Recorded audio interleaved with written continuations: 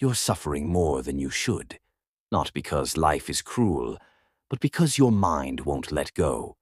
Marcus Aurelius saw this over 2,000 years ago, and his answer might free you today. You think you're drowning in your problems, but most of the weight is imagined.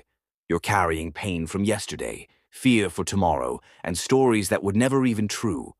The Roman emperor, philosopher, and soldier Marcus Aurelius said it simply: if you are distressed by anything external, the pain is not due to the thing itself, but to your estimate of it, and this you have the power to revoke at any moment.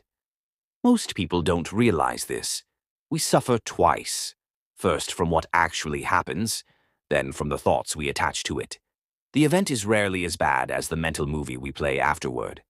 Marcus knew that our power lies in how we interpret the world, not in the world itself. He lived through wars, betrayal, sickness, and loss. Yet he wrote, "You have power over your mind, not outside events.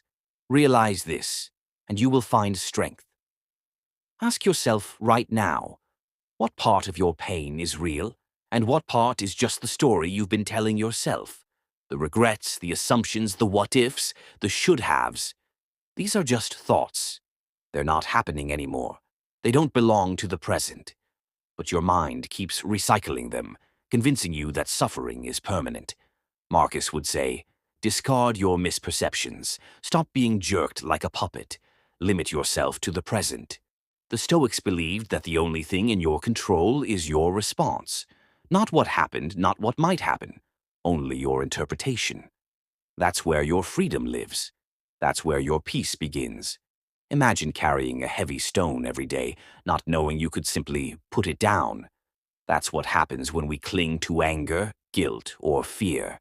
These burdens are optional, but only if we see them clearly.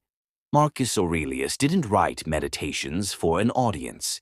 He wrote them to himself as reminders to stay calm in chaos, to choose reason over emotion, to remain unmoved by praise or blame. He reminded himself, choose not to be harmed, and you won't feel harmed. Don't feel harmed, and you haven't been. Think about that. The power isn't in the event, it's in the choice, and choice always lives in the present moment. You might feel like life is attacking you, like it's all too much. But zoom out. Is it the situation, or is it the fear of what it means? Is it the pain, or your resistance to it? What if you stopped resisting and simply accepted what is? Marcus would say, accept whatever comes to you woven in the pattern of your destiny, for what could more aptly fit your needs. This is not giving up. It's letting go of the illusion that things should be any other way. Peace doesn't come from avoiding pain.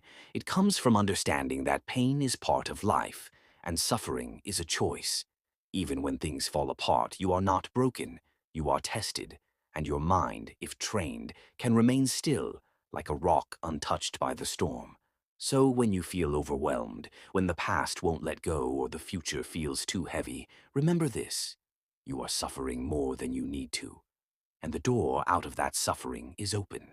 It's been open the whole time.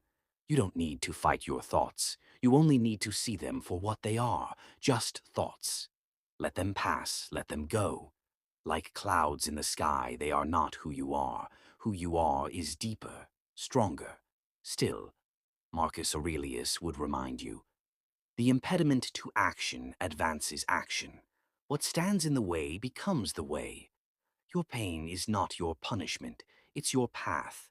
Walk it with courage, walk it with clarity, and above all, walk it with wisdom. Because everything you need, you already have within you. And when you forget, return to the present. Breathe, observe, let go. That is the way of the Stoic. That is the path to peace.